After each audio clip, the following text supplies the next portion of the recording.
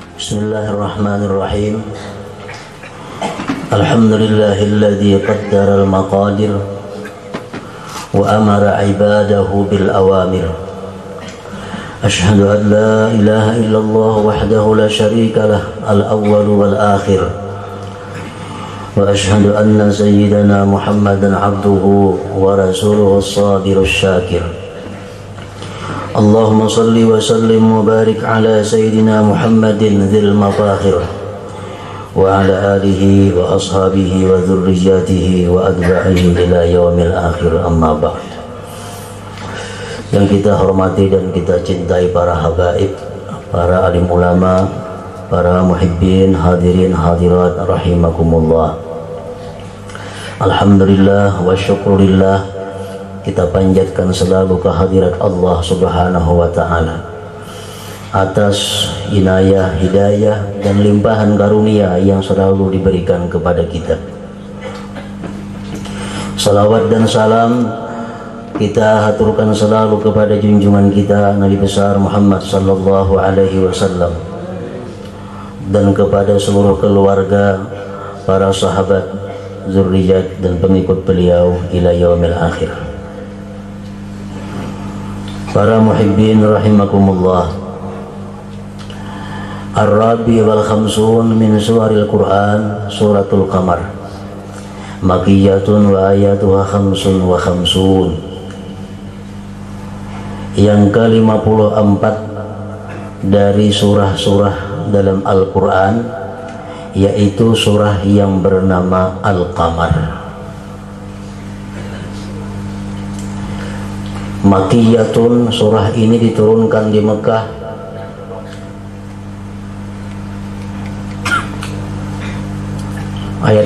Surah ini diturunkan di Mekah. Wa ayatuha, dan ayat-ayatnya khamsun wa khamsun, ayat-ayatnya berjumlah 55.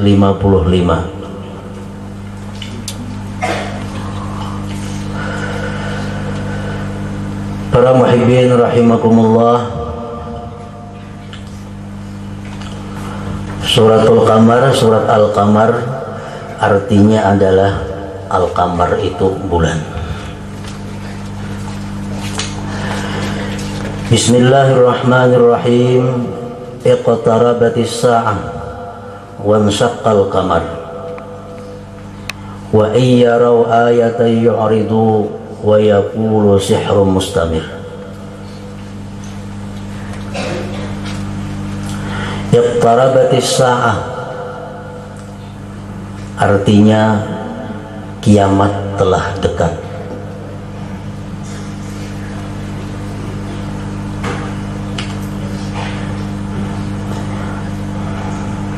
Rasulullah sallallahu alaihi wasallam telah menyampaikan dalam satu pidato beliau. Beliau pada waktu itu berpidato di waktu matahari ingin tenggelam atau di sore hari. Rasulullah bersabda, ma baqiya min dunyakum bima madha illa mithla ma baqiya min hadzal yaum bima madha.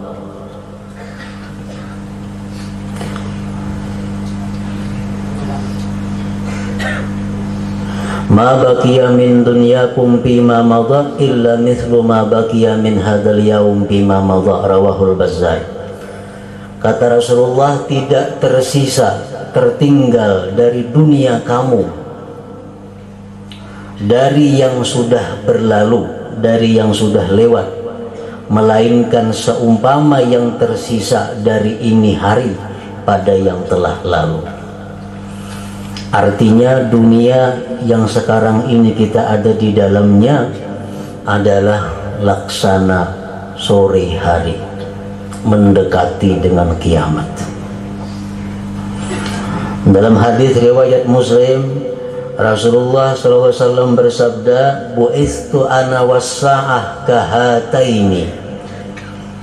Aku diutus dan kiamat, kata Rasulullah, kahataini, seperti dua ini. Betatai artinya dua, parat dengan kiamat. Ini ayat diturunkan 1400 tahun yang lalu. Rasulullah SAW sudah menyatakan bahwa kiamat itu adalah dekat. Artinya sekarang ini tentu makin dekat lagi dengan kiamat itu. Iqtarabatis sa'ah wan syaqqal qamar wa iyyaraw ayatan yu'ridu wa yaqulu sihrun mustamir. Dan telah terbelah bulan.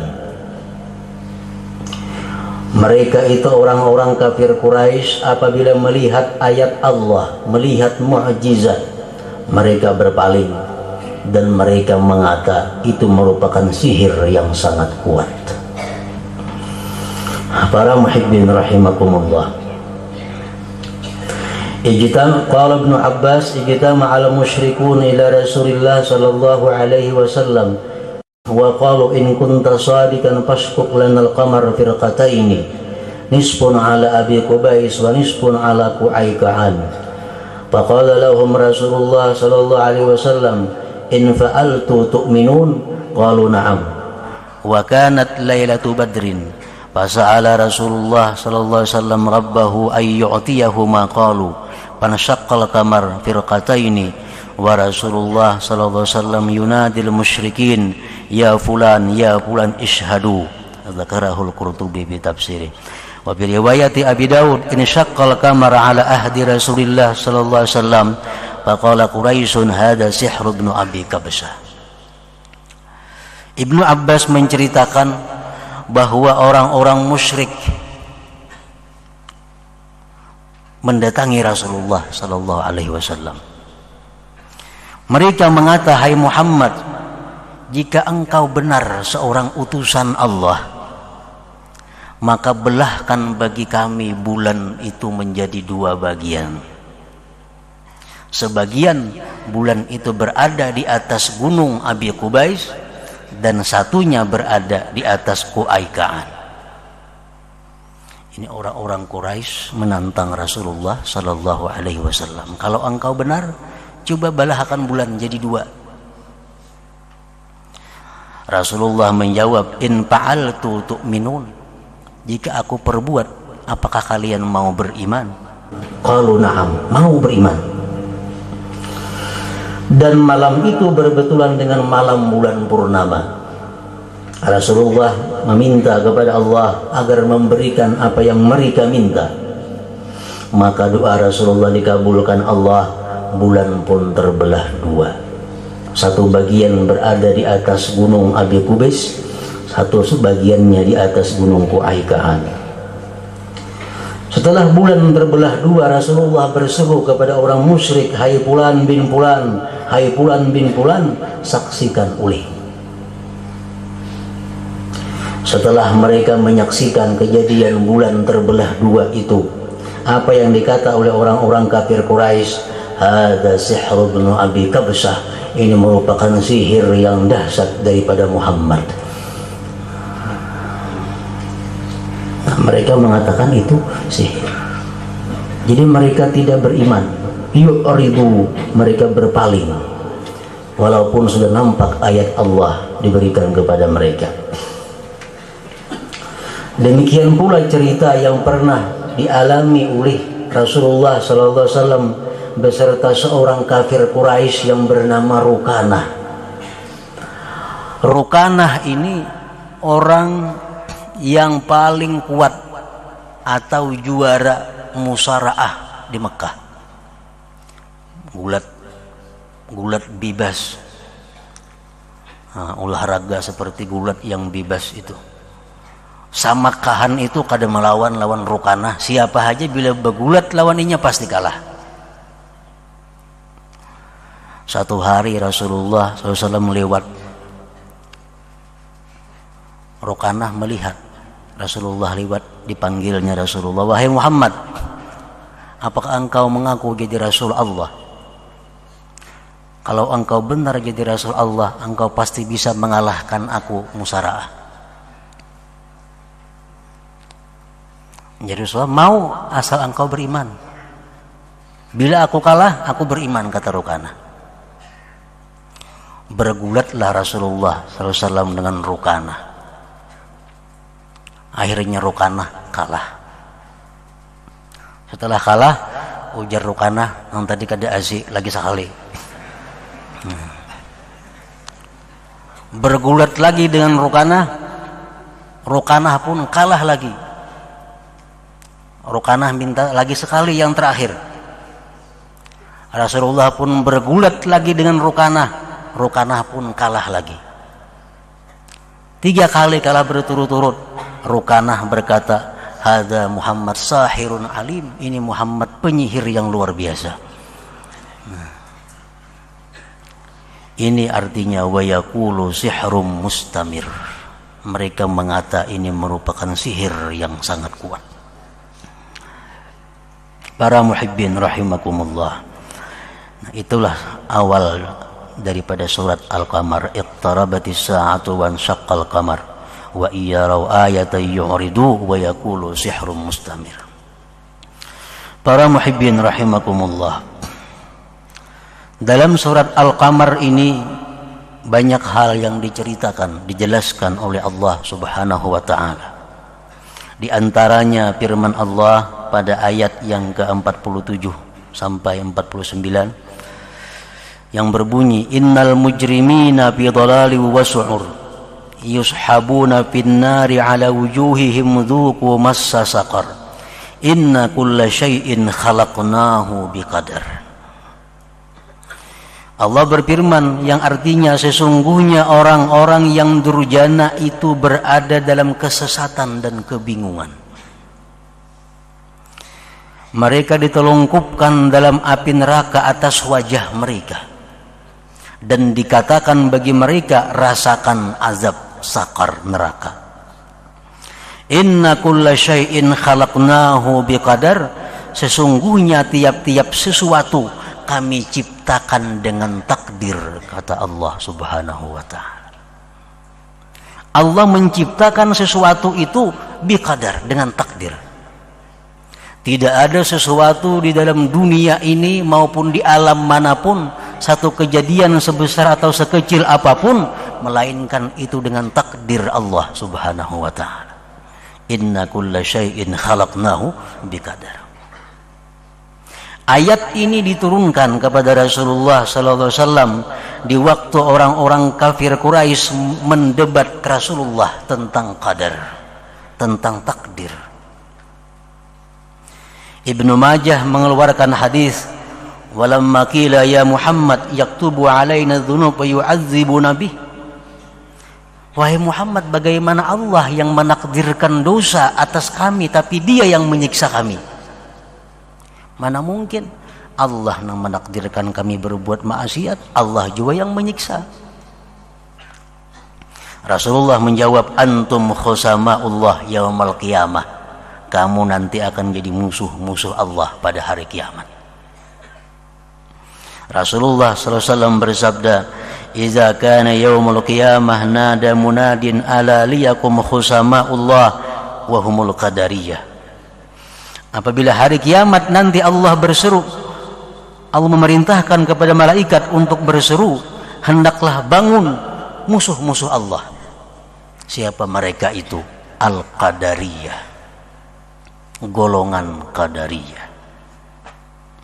Ibnu Hajar mengatakan, wa summiyatil Qadariyah khusama Allah li'annahum yukhasimunahu fi annahu la yajuzu ay yuqaddirallah al-ma'siyata 'alal 'abdi thumma yu'adzibah. Disebut Qadariyah itu musuh Allah karena mereka itu mendebat akan Allah. Mereka mengatakan bahwa tidak boleh Allah menakdirkan satu maksiat, kemudian Allah yang menyiksanya. Allah yang menakdirkan maksiat, Allah yang menyiksa, tidak boleh yang demikian. Jadi maksiat yang dilakukan seorang hamba itu semata-mata kekuatan dan kemampuan yang ada pada diri si hamba, bukan takdir dari Allah Subhanahu wa ta'ala. Ini pendapat golongan Qadariyah yang disebut musuh-musuh Allah. Jadi kalau kita berbuat maksiat, kalau seseorang berbuat maksiat itu kekuatan dia, kekuatannya untuk berbuat maksiat, bukan dari Allah.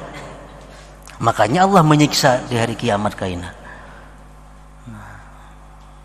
Sedangkan golongan ahlu sunnah mengatakan, fala yahdutsu fil alam illa wa huwa sadirun an ilmihi wa qudratihi wa iradatihi.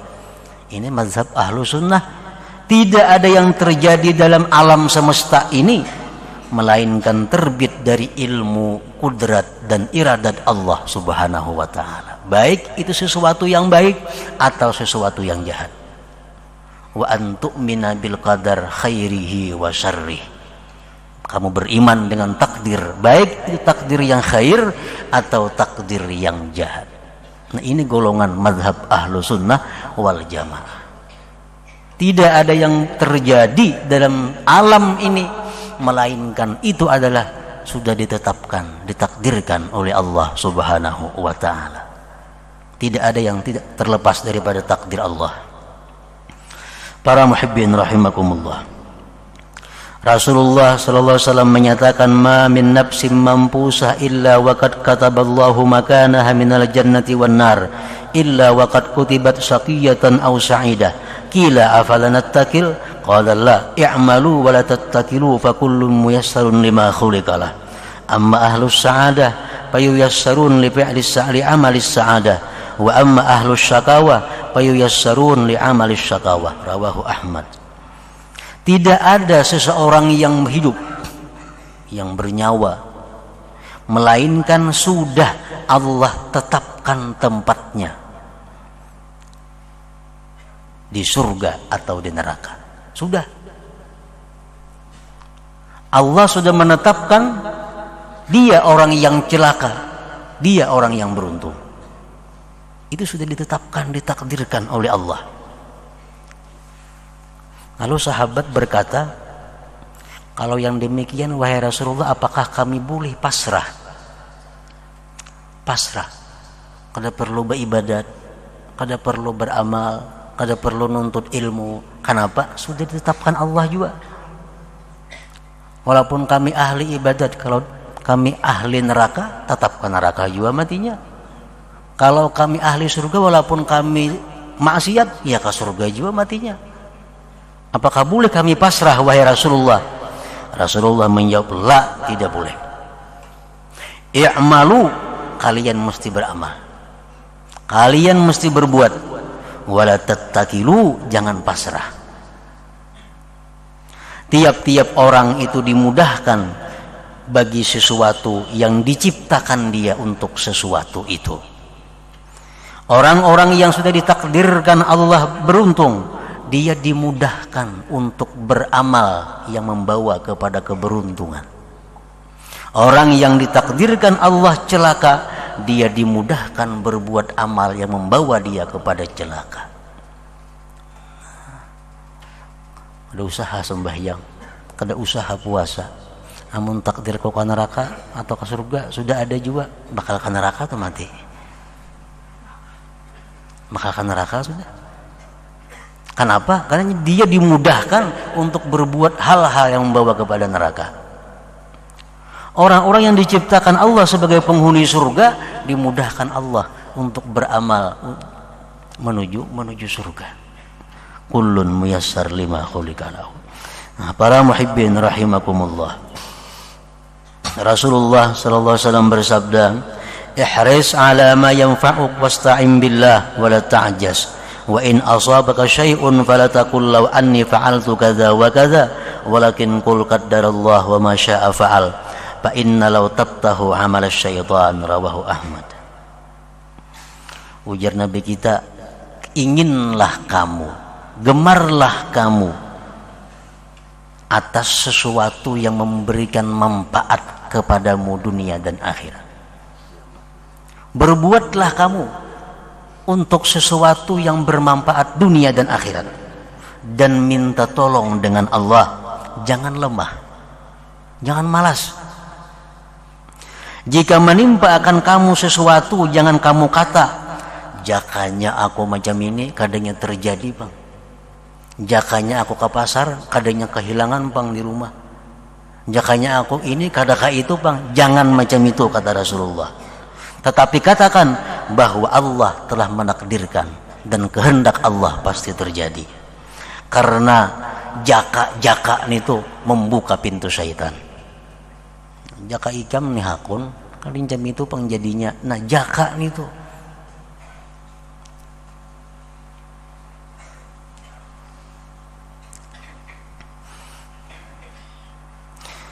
Rasulullah SAW bersabda lagi, akhafu ala ummati ba'di khaslataini takdziban bil qadar wa tasdiqan bin nujum, rawahu Ibnu Adi.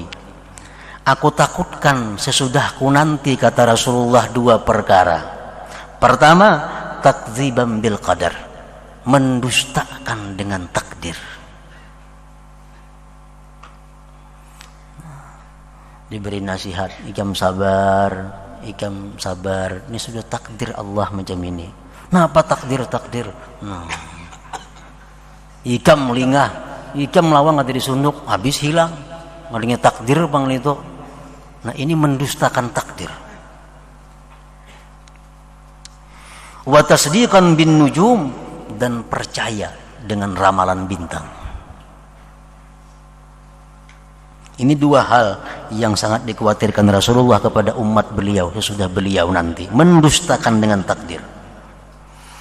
Beliau bersabda, walau anfaqta misla Uhudin zahaban fi sabilillah ma qabilahu minka hatta tu'mina bil qadar fata'lamu anna ma asabak lam yakun liyukhti'ak wa ma akhta'aka lam yakun liyusibak walau mutta ala ghairi hadza la dakhalatan nar, rawahu Ibnu Hibban. Andai kata kamu sosial, kamu menyumbang seperti gunung Uhud emas. Bisi emas macam gunung Uhud, diberikan, disedekahkan semuaan. Allah tidak akan menerima itu. Sehingga kamu beriman dengan takdir. Maka engkau yakin bahwa sesuatu yang ditakdirkan menimpa engkau tidak akan bisa luput daripada engkau. Bagaimanapun kuatnya kita, bagaimanapun kunci banyaknya, kalau takdir Allah sudah menimpa kita, tidak akan bisa luput. Dan sesuatu yang kamu luput darinya tidak akan kena. Andai kata takdir kita luput, pasti luput, kada akan kena. Jikalau engkau mati atas selain ini keyakinan, la dakhaltan nar, engkau mati masuk api neraka.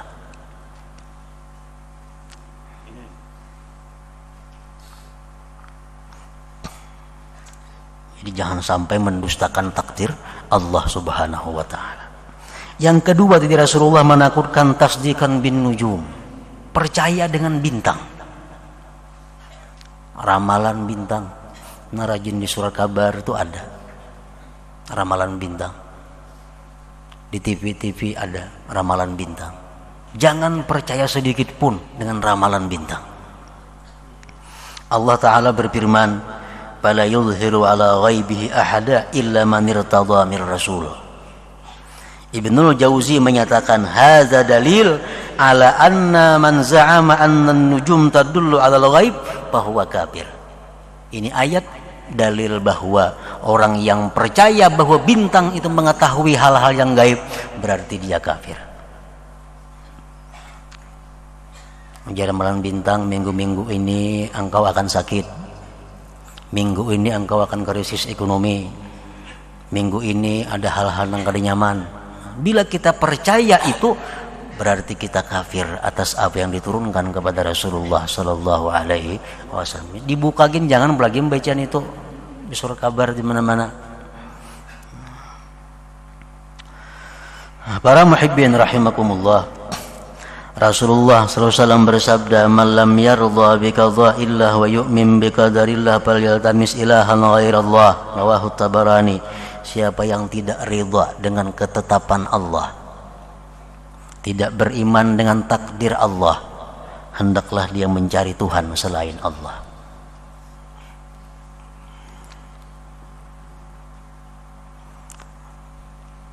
Siapa yang tidak ridha dengan ketetapan Allah,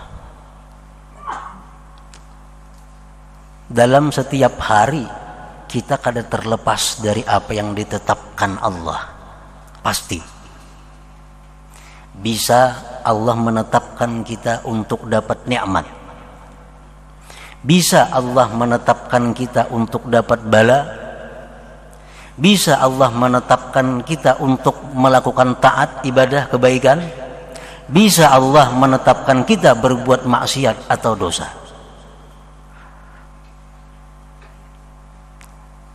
Nah, oleh karena itu kita menyikapi yang 4 hal itu semuanya dengan ridha kepada Allah Subhanahu wa ta'ala. Apabila Allah menetapkan kita dapat nikmat, kita wajib ridha dengan yang memutuskan. Siapa? Allah. Kita wajib ridha dengan keputusannya. Kita wajib ridha dengan yang diputuskannya, nikmat. Dan kita wajib syukur atas nikmat itu. Nah, kita dapat duit hari ini 10.000 rupiah. Dapat duit 10.000 rupiah. Kita ridha kepada Allah. Ridha dengan keputusannya dapat duit 10.000. Ridha dengan duit 10.000 dan wajib kita syukuri 10.000 itu. Artinya menggunakannya di jalan Allah. Kemudian kita dapat bala, sakit umpamanya. Kita wajib ridha kepada yang memutuskan, Allah. Wajib ridha kepada qada, keputusan itu. Wajib ridha kepada maqdi yang diputuskan, sakitnya itu. Kita wajib ridha diberi Allah penyakit ini. Wa yajibu sabru alaih, dan wajib sabar atasnya. Yang ketiga, kita ditetapkan Allah untuk melakukan taat.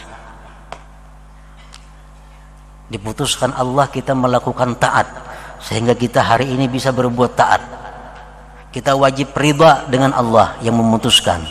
Wajib ridha dengan keputusannya. Wajib ridha dengan taat yang dilakukan. Dan wajib kita ingat bahwa itu anugerah Allah Subhanahu wa ta'ala. Yang keempat, bila kita ditetapkan oleh Allah berbuat maksiat,